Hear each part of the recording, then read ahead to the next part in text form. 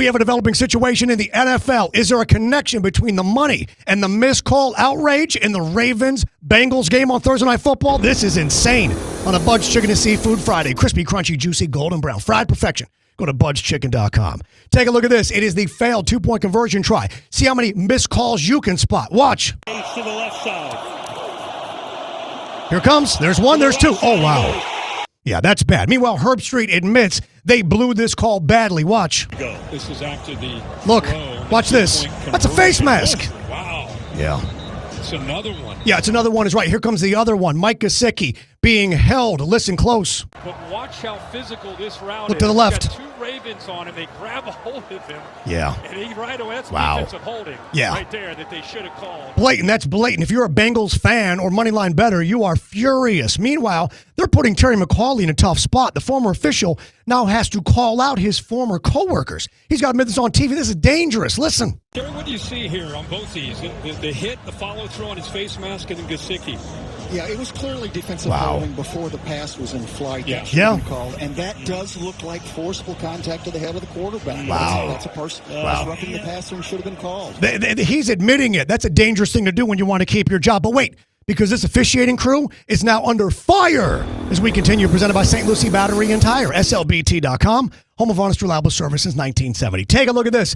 Dove Kleeman, it says these refs need to be fined. JPA football goes even further and says, yeah, we got to wait the calls. Refereeing continues to be a massive issue. Don't forget Monday night a couple weeks ago in that Rams game. And then you've got this from ML Football. They say this is crazy. They say insane. Every other quarterback in the league, this is called one of the most blatant roughing passer calls you've ever seen. Wow. They may be going a little overboard. Want to see the play they're talking about? Watch this. Take a look. Here's Marlon Humphrey off the edge. It's a little late, but he holds up. He doesn't fall on him. Doesn't do the body weight thing. He shows an effort to lay up on it. And the referees forgive that. Keep that in mind. That's coming up in a little bit because we always follow the money. We got a connection. Presented by X Golf West Palm Beach, X Golf WPB on Instagram, the new home of indoor golf. Al Michaels said it. He actually said out loud what we are all thinking. Listen. Too many games end this way. Yep. They just do. Yep. Yeah. You miss calls, the whole thing. Wow, he's frustrated. So frustrating to the fans. So frustrating. He said it twice. He even skipped the onside kick. He's so furious about that. Look at this. Dove Kleeman continues, and he goes even further. We know they got to wait the penalties. We know what Terry McAuley said. Look at the last line. I wonder why. He's inferencing, he's referencing, he's alluding to money affecting the outcome of the game, meaning the NFL and its billion-dollar partners in the sportsbook trying to affect that. Well, here's the truth about the money. Take a look at this because it takes everything to a new direction. John Ewing, who covers the gambling in Las Vegas and all the sports books, says that actually Ravens spreading money line in the popular parlays, the Bengals winning would have been what was best for the sports books, which would have been what was best for the NFL and its partner. So that means the referees weren't trying, obviously, to help financially. They just maybe blew the calls.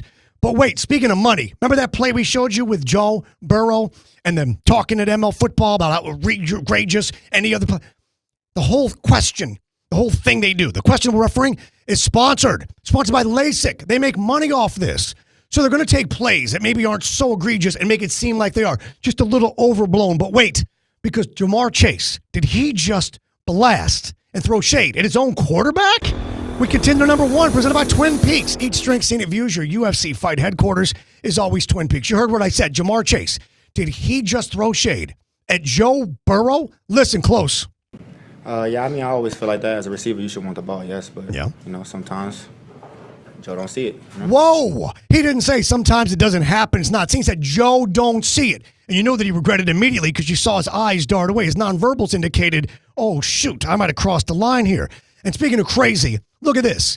This dude tweeted out, the refs love black quarterbacks. Tell me otherwise. Huge roughing the passer on Burrow, never called. That insinuates trying to help Lamar Jackson. Ryan Clark says what we're all thinking. Huh? When's there ever been a conspiracy to protect the black quarterback?